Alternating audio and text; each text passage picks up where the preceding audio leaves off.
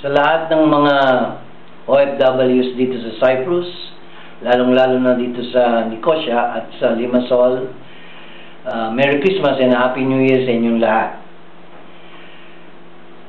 Isang mensahe ito para sa inyong lahat, mga nagsitapos ng business counseling.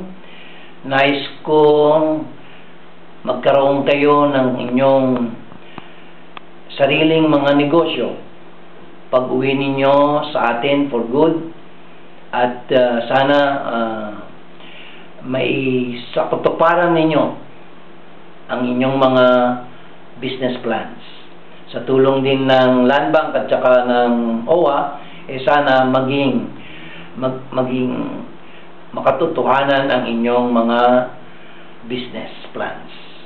Para sa mga ECDL students naman, ito ay para lalong-lalo na sa mga nasa Nicosia, yung mga nasa module 3 na ngayon, palagay ko by end of February, tapos na ninyo ang subset. So, sana lahat kayo kumuha ng exams for the subset certificate. Yung 2, 3, 7, and 4.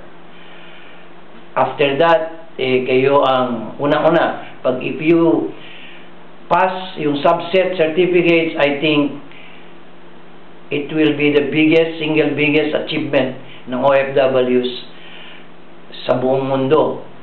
Dahil kayo ang kauna-unahang mga Pilipinong migrant workers na magkakaroon ng ECDL START certificate.